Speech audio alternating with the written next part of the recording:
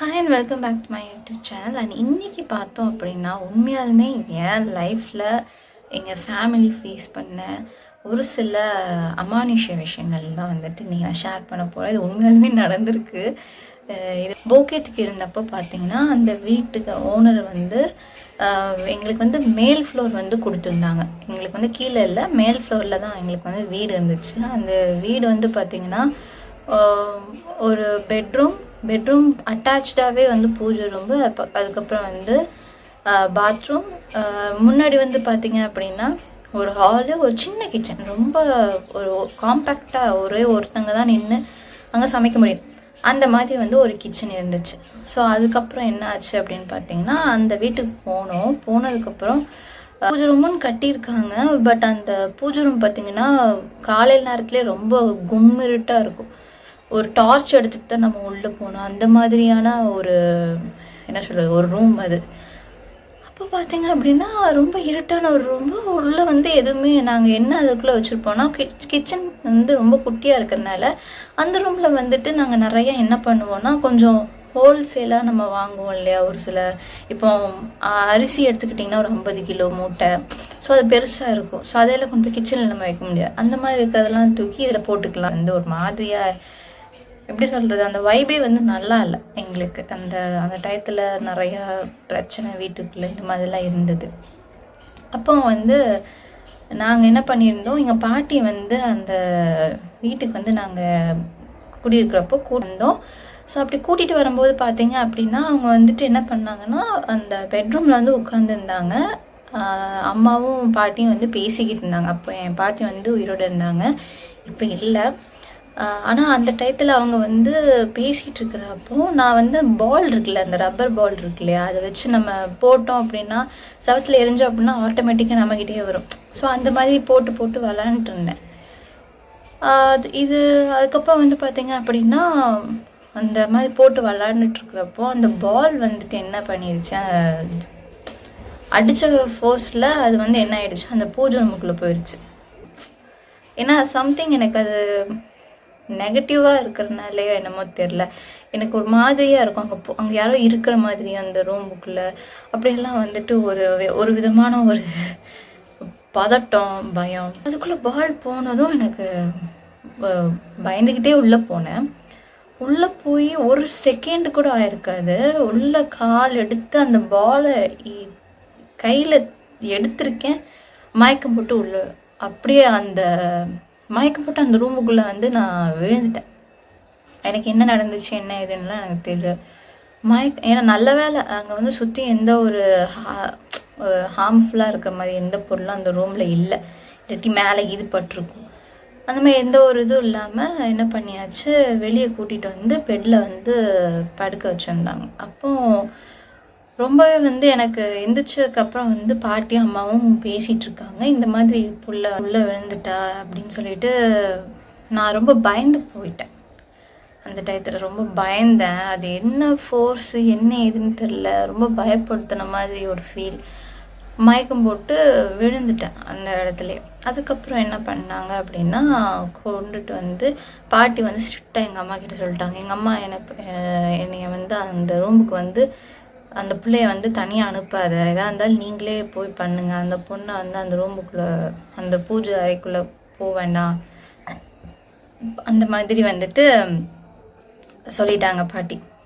அதுலேருந்து அந்த வீடு காலி பண்ணி வர்ற வரைக்கும் அந்த வீட்டில் வந்து அந்த ரூமுக்கு நான் வந்து போகிறதே கிடையாது. ஏன்னா போனாலே எனக்கு ஆட்டோமேட்டிக்காக அந்த மாதிரி நடக்கும். ஒரு பாசிட்டிவாக இருக்கிறவங்களுக்கு ஈஸியாக நெகட்டிவாக வந்து நம்ம என்ன சொல்கிறது அட்ராக்ட் ஆகும், அது ஃபீல் ஆகும். அந்த மாதிரி தான் எனக்கு வந்து அந்த டைம் இருந்துச்சு. இது வந்து ஃபர்ஸ்ட் இன்சிடெண்ட். அந்த இடத்துல வந்து நாங்கள் காலி பண்ணி வரும்போது நாங்கள் அங்கே போக்கியத்துக்கு தானே இருந்தோம்னு சொன்னேன். அந்த இடத்துல வந்து காசு வாங்கிட்டு நம்ம சாவி வந்து ஓனர்கிட்ட கொடுப்போம் இல்லையா.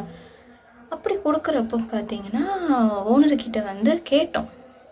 எங்கள் அம்மா வந்து கேட்டாங்க, ஏன் அந்த பூஜை ரூம் வந்து ரொம்ப இருட்டாக இருக்குது, அந்த பூஜை ரூம் வந்து நாங்கள் இங்கே இருந்த வரைக்கும் எங்களுக்கு வந்து சுத்தமாக வந்து சரியாகவே இல்லை, புல்ல கூட மயக்கம் போட்டு விழுந்துட்டா அப்படின்னு சொல்லிலாம் சொன்னதுக்கப்புறம் அப்போ அந்த வீட்டு ஓனர் ஒரு உண்மையை சொன்னாங்க. என்னன்னா, அந்த இடம் இருக்கு இல்லையா, அவங்க வீடு கட்டின அந்த இடம் வந்து அங்கே ஏதோ ஒரு கொலையோ இல்லை ஏதோ ஒரு சம்பவம் அங்கே நடந்திருக்கு. ஒரு உயிர் பலி வந்து அங்கே நிறைய ஒரு 2-3 இது போயிருக்கு. அதுக்கப்புறம் அங்கே வந்து பார்த்தீங்க அப்படின்னா பாம்பு புத்து இருந்துச்சு. அதை வந்து அதெல்லாம் எடுத்துட்டு தான் அந்த வீட்டை வந்து கட்டியிருக்காங்க. இது எங்களுக்கு சொல்லவே இல்லை. வீடு கொடுக்குறப்போ எங்ககிட்ட இது சொல்லவே இல்லை. அது தெரிஞ்சப்போ வந்து ரொம்ப எங்களுக்கு ஒரு மாதிரி ஆயிடுச்சு. என்னன்னா இது வீட்டு ஓனரு வீட்டை போக்கியத்துக்குன்னுங்கிறதுக்காக இவ்வளோ பெரிய விஷயத்த மறைச்சிருக்காங்க. இது சொல்லியிருந்தா அப்போ நாங்கள் போயிருந்துருக்க மாட்டோம் இல்லையா, இந்த மாதிரிலாம் பிள்ளைக்கு நடந்திருக்காது அப்படிங்கிறதுலாம் வந்துட்டு அதுக்கப்புறம் வந்து ரியலைஸ் பண்ணி இவங்கக்கிட்ட சொன்னோம். இந்த மாதிரி சரியில்லை அப்படின்னு சொல்லிட்டு அதுக்கப்புறம் அந்த வீடை வந்து நாங்கள் வெக்கேட் பண்ணிவிட்டு சாவியெல்லாம் கொடுத்துட்டு வந்துட்டோம். இது வந்து first incident. And second thing பார்த்தீங்க அப்படின்னா, ஒரு வாடகை வீட்டுக்கு வந்து சும்மா ஒரு டெம்ப்ரவரியாக வந்து பிடிச்சோம். அப்போ பார்த்தீங்கன்னா அப்போ வந்து நான், அம்மா, அதுக்கப்புறம் தான் அண்ணா 3 பேர் என்ன பண்ணோம், நாங்கள் 3 பேர் தான் தனியாக இருந்தோம். அப்போ வந்து வெளியூரில் இருந்தாங்க. அதனால் அவங்களுக்கு வந்து எதுவும் தெரியாது. ஸோ நாங்கள் 3 பேர் மட்டுமே என்ன பண்ணியிருந்தோம், அந்த வீடு வந்து பார்த்திங்கன்னா ஓட்டு வீடு. அதாவது ஒரு மாட்டு கொட்டாய்ன்னு சொல்லுவாங்க. ஸோ அந்த மாட்டு கொட்டாய்க்காக செஞ்ச ஒரு இதை வந்து என்ன சொல்கிறது, ஒரு வீடு மாதிரி கன்வெர்ட் பண்ணி அவங்க வந்து வாடகைக்கு விட்டுருந்தாங்க. அந்த ஜன்னலெல்லாம் கூட அந்த என்ன சொல்கிறது, ரொம்ப பெருசாகவும் இருக்காது குட்டியாகவும் இருக்காதுங்க அந்த ஜன்னல். ஸோ அந்த ஜன்னல் வந்து பார்த்திங்கன்னா இப்படி தான் இருந்தது. அந்த வீட்டுக்கான ஜன்னல்லாம் இப்படி தான் இருக்கும், பழைய ஒரு ஜன்னல். அப்போ பார்த்திங்க அப்படின்னா ரொம்பவே வந்து மெயின் ரோடு இருக்குன்னா பக்கத்துலேயே என்ன சொல்கிறது, ஏறிட்டா மெயின் ரோடு, இறங்கிட்டா வீடு, இப்படிங்கிற மாதிரி ரொம்ப பக்கத்தில் தான் இருந்தது. ஆனால் அது வந்து எப்படின்னா அந்த ரோடு வந்து ஃபுல்லாக பைபாஸ் ரோடு மாதிரி ஒரு கண்டெய்னர் லாரி, அதுக்கப்புறம் வந்து கல்குவாரியில் வந்து போகக்கூடிய லாரிகள்ஸ், ஸோ இந்த மாதிரியான விஷயங்கள்லாம் அந்த ரோட்டில் வந்து போயிட்டு இருந்துச்சு. அப்போ பார்த்தீங்க அப்படின்னா எனக்கு ரொம்பவே வந்து பயம் அந்த இடத்த பார்த்தா. ஏன்னா ஆப்போசிட்டில் எந்த ஒரு வீடும் கிடையாது, கடை கிடையாது, சுற்றியும் வந்து பார்த்தீங்க அப்படின்னா எதுவுமே கிடையாது. இந்த வீட்டுக்கு கொஞ்சம் தள்ளி வந்து பார்த்திங்கன்னா ஒரு 2 வீடு லைன் வீடாக இருக்கும். எங்கள் வீடு ஃபஸ்ட்டு வீடு அப்படின்னா ஒரு 2 வீடு 3 வீடு வந்து அந்த மாதிரி ஒரு மாட்டு கொட்டையில் இருக்கிற வீடு மாதிரி இருக்கும். அதுக்கப்புறம் வந்து ஓனரோட வீடு. இப்படி தான் வந்துட்டு அந்த வீட்டோட அமைப்பு. என்ன ஆச்சு அப்படின்னா, அந்த ஒரு நாள் வந்து அம்மா அப்போ என்னன்னா அந்த வீட்டுக்கு வந்து பார்த்திங்கன்னா பாத்ரூம் கிடையாது. பாத்ரூம் வந்து வெளியே வரணும், வெளியே தான் வந்து யூஸ் பண்ணணும். ஆனால் ஒவ்வொரு வீட்டுக்காரங்களுக்கும் தனி பாத்ரூம் வந்து வெளியே இருக்குது. யாருக்கு டாய்லெட்ஸ் யூஸ் பண்ணணும், ரெஸ்ட் ரூம் யூஸ் பண்ணணும் அப்படின்னாலுமே அவங்க வந்து வெளியே தான் வரணும். ஸோ அந்த மாதிரியான ஒரு வீடு அமைப்பு. எங்கள் அம்மா இது வரைக்கும் எதுக்குமே நான் வந்து பயந்து பார்த்ததே கிடையாது. ஃபர்ஸ்ட்டு டைம் என் ஃபேமிலியில் இப்படி ஒரு விஷயம். எங்கள் அம்மா என்ன பண்ணாங்க, டாய்லெட்டுக்காக வெளியே வந்திருக்காங்க. நல்லா தான் எப்பவும் போல் தைரியமாக தான் போயிருக்காங்க. டாய்லெட் போயிட்டு அவங்க வெளியே வந்து கதவை பூட்டும்போது யாரோ ஏதோ ஒரு உருவம் வந்து அவங்கள உரசிட்டு போயிருக்கு. சுற்றியும் திரும்பி பார்க்குறாங்க, யாரையுமே காணோம். பட் அவங்க அந்த உரசினது வந்து அவங்களுக்கு ஒரு என்ன சொல்கிறது, உண்மையாலுமே ஒரு மனுஷன் வந்து உரசனா எப்படி இருக்குமோ அந்த மாதிரியான ஒரு ஃபீலாக இருந்தது. எங்கள் அம்மா வந்து சொல்லும்போது எனக்குலாம் அப்படியே பயந்துட்டோம்.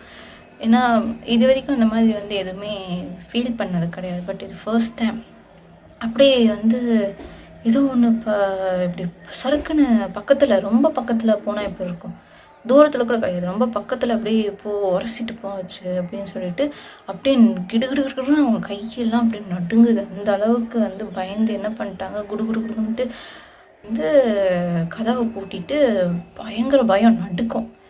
ஐயோ என்னமோ தொட்டுச்சு, என்னை உரசிட்டு போச்சு, எனக்கு பயமாக இருந்துச்சு. நான் சுற்றி பார்த்தேன், எதுவுமே இல்லை அப்படின்னு சொல்லிட்டு வந்து பயங்கரமாக வந்து பயந்தாங்க அந்த டயத்தில். அப்போது நானும் அண்ணாவும் தான் அம்மாவை வந்து கம்ஃபர்ட் பண்ணி ஒரு ஒரு ஒரு 4.5 மணி நேரம், ஒரு 5 மணி நேரம் பக்கம் அவங்க தூங்கவே இல்லை. பயந்துட்டே தான் இருந்தாங்க. அந்த அளவுக்கு வந்து இருந்தது அந்த வீட்டில். ஸோ அதுக்கப்புறம் வந்து பார்த்தீங்க அப்படின்னா அந்த ஜன்னல் சொன்னேன் இல்லையா, அந்த வீட்டில் ஒரு ஜன்னல் இருக்குன்னு. இத்தனைக்கு மெயின் ரோடு தான். ஒரு நாள் என்ன ஆச்சு அப்படின்னா, நல்லா ஒரு மல்லிப்பூ மல்லிப்பூ உண்மையாலுமே சொல்கிறேன், உண்மையாகவே அந்த வாசனை வந்தது. உண்மையாலுமே அந்த வாசனை வந்து நான் வந்து போய் சொல்லலை. உண்மையாலுமே யாரோ மல்லிப்பூ வச்சுட்டு இருந்தால் எப்படி சுற்றி இருக்கிறவங்களுக்கு எப்படி ஸ்மெல் வந்து இருக்கும், அப்படி இருந்தது. ஸ்ட்ராங்காக ஹெவி, செம்ம ஹெவியாக இருந்தது அந்த மல்லிப்பூ. யாரை தூக்கத்தில் நான் யோசிப்பேன். கதவு வந்து அது ஓட்டு வீடு, வெயில் காலம்னா நல்லா வந்து பயங்கர அந்த சீட்டு வீடுக்கு வந்து பயங்கரமாக ஹீட் இருக்கும். ஸோ அதனால் பார்த்தீங்க அப்படின்னா அந்த நாங்கள் என்ன பண்ணியிருந்தோம், காற்றுக்காக திறந்து வச்சு தான் படுத்துட்டு இருந்தோம். ஜன்னலுக்கு பக்கத்துலேயே தான் வந்து என்ன சொல்கிறது, பெட் போட்டு படுத்துருந்தோம். கட்டில் பெட்டு போட்டு படுத்துட்டு இருக்கும்போது ஹெவியாக அடிக்குது பயங்கரமாக. எட்டி பார்த்தா ஒன்றுமே இல்லை, சுத்தமாக இல்லை. அந்த ஸ்மெல் எங்கேருந்து வருதுன்னு தெரில.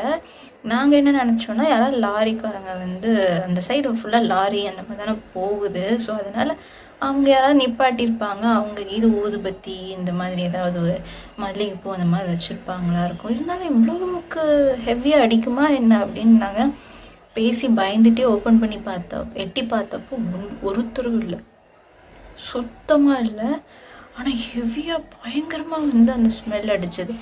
நாங்களாம் வந்து செம்மையாக வந்து பயந்தோம். ஐயோ அப்படின்னு சொல்லிட்டு எங்கள் அம்மா வேறு அதே வீட்டில் இந்த மாதிரியான ஒரு விஷயத்தை பார்த்து பயந்ததுனால டக்குன்னு அந்த ஜன்னலை பூட்டிட்டு ஒரு கொஞ்ச நேரத்துக்கு தூக்கமே வரல. யாருக்குமே அந்த வீட்டில் வந்து தூக்கமே வரல. ஆனால் ஏதோ ஒன்று இருக்குது, கண்ணுக்கு தெரியாமல் ஏதோ ஒன்று நம்மளை இப்போ என்ன நடந்ததோ அது அப்படியே என் கண்ணுக்கு முன்னாடி வந்துட்டு போகுது. அந்த அளவுக்கு வந்து அந்த வீட்டில் இருந்தது. அதுக்கப்புறம் அங்கேருந்து காலி பண்ணிட்டோம், வீடு வாங்கியாச்சு. வீட்டுக்கு வாங்கிட்டு வந்ததுக்கப்புறம் சம்டைம்ஸ் பார்த்திங்கன்னா, இப்போ நாங்கள் இருக்கிற சொந்த வீட்டில் வந்து சம்டைம்ஸ் என்னதான் இருந்தாலும் கொஞ்சம் நெகட்டிவ் வைபாக வந்து ஃபீல் ஆகுது. இல்லை யாருக்காவது வந்து டக்குன்னு காய்ச்சல், அண்ணாவுக்கு அப்பாவுக்கு காய்ச்சல் வந்துருச்சுன்னா அடுத்து அண்ணாவுக்கு அப்புறம் அம்மாவுக்கு, எனக்கு அந்த மாதிரி மாற்றி வருது அப்படிங்கிறப்ப, இல்லை ஏதாவது ஒரு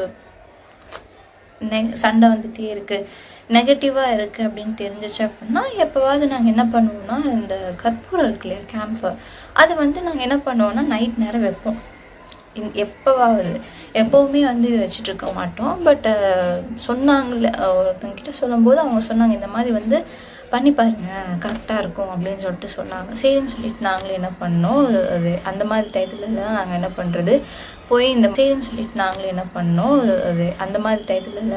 பண்ணுறது போய் இந்த மாதிரி அந்த கற்பூரத்தை வந்து வைப்போம்.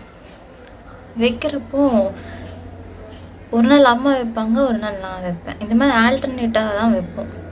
வெளியே போனால் ஏதாவது பூச்சி வந்துடும். பூச்சின்னா நீங்கள் நினைக்கிற மாதிரி கருப்பம்பூச்சி அப்படிலாம் கிடையாது, ஸ்னேக், ஓகேங்களா, பாம்பு எது வந்துடும் அப்படிங்கிற ஒரு பயம் வந்து இருக்குது. ஆல்ரெடி நாங்கள் நேர்லேயே பார்த்துருக்கோம். நாங்கள் எங்கள் வீட்டுக்கு பக்கத்துலேயே அந்த சும்மா டெம்பரரி ஷெட்டு போடுவோம் இல்லையா, அந்த ஷெட்டில் பக்கத்துலேயே நாங்கள் பார்த்தோம். நிறைய தடவை பார்த்துருக்கோம் அந்த பாம்புங்க வந்து நாங்கள் நிறைய தடவை பார்த்துருக்கோம். ஸோ அப்படி இருந்த ஒரு இடம் அது. பட் எங்களுக்கு எந்த ஒரு என்ன சொல்கிறது, எங்களுக்குன்னு எந்த ஒரு டிஸ்டர்பும் அது கொடுத்தது கிடையாது. நாங்களும் அதுக்கு டிஸ்டர்ப் பண்ண மாட்டோம். அது வாட்டுக்கு வரும், அது வாட்டுக்கு போகும். ஸ்டிக் எடுத்து அப்படி சரி பற்ற வைக்கலாம் அப்படின்னு சொல்லிட்டு ஸ்ட்ரைக் ஆகுது. கீழே கொண்டு போக கரெக்டாக கற்பூரத்துக்கிட்ட கொண்டு போக மட்டும் அணைஞ்சிட்டே இருந்தது. கிட்டத்தட்ட வந்து ஒரு 5 தடவை அந்த மாதிரி வந்து நடந்தது. ஒரு 5 தடவை வந்து அந்த மாதிரி தொடர்ந்து. நம்ம என்ன நினைப்போம், ஒரு காற்று தான் வந்து அணைச்சிருச்சு, இந்த கோவை சாரில் காஞ்சனா படத்தில் சொல்கிற மாதிரி சும்மா காற்றுக்கு தான் அது அணைஞ்சிச்சு அப்படிங்கிற மாதிரியான ஒரு விஷயமாக தான் நானும் நினச்சேன். அதுக்கப்புறம் என்ன பண்ணிட்டேன், எங்கேருந்து காற்று வருதுன்னு பார்த்தா கேட்டை நான் ஓப்பன் பண்ணியிருக்கேன். எங்கள் வீட்டு பக்கத்தில் வந்து பயங்கரமாக காற்றடிக்கும். நல்ல விண்டு மில்லாம் வச்சு நாங்கள் இருக்கிற இடத்துல வந்து பார்த்திங்கன்னா நிறைய விண்டு மில் இருக்குது, நிறைய காற்றடிக்கும். காற்றடிச்சாலே அந்த இடத்துல விண்டு மில் வைப்பாங்க. ஸோ அந்த மாதிரியான ஒரு ஏரியா இருக்கிறனால ஒரு காற்று தான் வந்து நமக்கு வந்து இது பண்ணி அணைச்சி விடுது போல் அப்படின்னு சொல்லிட்டு என்ன பண்ணிட்டேன், சரின்னு சொல்லி அந்த கேப் மட்டும் மறைச்ச மணிக்கு நானே நின்று அந்த இடத்துல வந்து பற்ற வைக்கிறேன். நம்ப மாட்டீங்க, ஒரு ஒரு அது வந்து எப்படி இருந்ததுன்னா, ஆப்போசிட்டில் வந்து பார்த்தீங்கன்னா ஒரு ஒரு உருவம் நிற்கிது. அந்த உருவம் என்ன ஏது எனக்கு எதுவுமே தெரியல. பிளாக் கலரில் ஒரு உருவம். அதுக்கப்புறம் அதோட நம்ம யாராவது நம்மளை பார்த்துட்டே இருந்தால் எப்படி இருக்கும், அதை வந்து என்னால் ஃபீல் பண்ண முடியுது. யாரோ நம்மளை பார்க்குறாங்கங்கிற மாதிரி மட்டும் எனக்கு தெரியுது. ஏன்னா சுற்றி புதரு. ஒரு ஒரு குறிப்பிட்ட லெவலுக்கு மட்டும்தான் நாங்கள் போட்டிருக்க லைட்டு வந்து தெரியும். அதுக்கப்புறம் வந்து தெரியாது. அதனால அங்கே யாரோ நின்று நம்மளை பார்க்குறாங்களே அப்படிங்கிற ஒரு ஃபீல் வந்து எனக்கு இருந்துகிட்டே இருந்தது. ஆனால் அது நான் சும்மா நம்ம தான் நினச்சிக்கிறோம் போல் அப்படின்னு சொல்லிட்டு நினச்சேன்.